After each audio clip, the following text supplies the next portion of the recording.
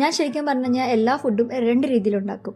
ഒന്ന് ഞാൻ ഇഷ്ടപ്പെട്ട് സമയമെടുത്ത് ചെയ്യുന്ന ഫുഡും, 2 ഞാൻ ഇഷ്ടമല്ലാതെ ഇത് ചെയ്ത് തീർക്കണ്ടേന്ന് വിചാരിച്ച് ചെയ്യുന്ന ഭക്ഷണങ്ങളും. അപ്പം ഈ ഭക്ഷണം ആ കൂട്ടത്തിൽ നമുക്ക് പെടുത്താം. ഇന്നൊരു ചിക്കൻ കറിയാണ് കേട്ടോ. കാരണം അടുക്കളയിൽ ഭയങ്കര ചൂടാണ്. ചിക്കൻ കൊണ്ടുവന്നപ്പോൾ രാത്രി 9 മണി കഴിഞ്ഞു. എങ്ങനെയൊക്കെ ഉണ്ടാക്കി തീർത്താലേ ഉറങ്ങാൻ പറ്റുള്ളൂ എന്ന് വിചാരിച്ച് ഞാൻ ഉണ്ടാക്കിയതാണ് ഈ ചിക്കൻ കറി. അപ്പോൾ ഇതിനകത്തെ റെസിപ്പി എന്ന് പറഞ്ഞിട്ടുണ്ടെങ്കിൽ ഞാൻ പറയാതിരിക്കണമായിരിക്കും നല്ലത്. കാരണം ഒന്നുമില്ല, കണ്ടാൽ തന്നെ നിങ്ങൾക്ക് മനസ്സിലാവും.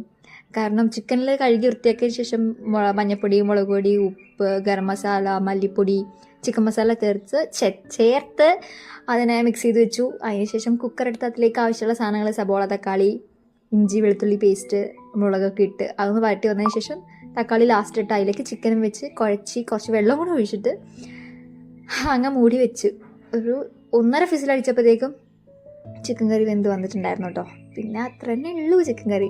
പിന്നെ ഞാൻ പല വീഡിയോയിൽ കണ്ടിട്ടുണ്ട് കേട്ടോ, ഈ പെൺകുട്ടികൾ ഭക്ഷണം പാകം ചെയ്യാൻ പഠിക്കണം. കാരണം കെട്ടിക്കയറി ചെല്ലുന്ന വീട്ടുകാർക്കും അവരുടെ ഭർത്താവിനും നമ്മൾ വേണം ഭക്ഷണം വെച്ച് കൊടുക്കാൻ എന്നുള്ളത് ഞാൻ കേട്ടിട്ടുണ്ട്.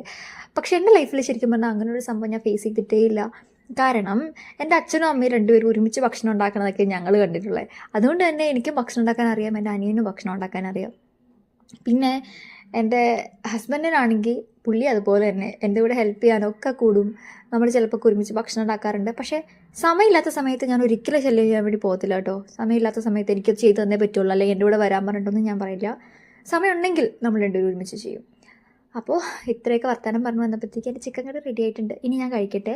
പിന്നെ എല്ലാവരും കുക്കിംഗ് പഠിച്ചു വെച്ചോ കേട്ടോ.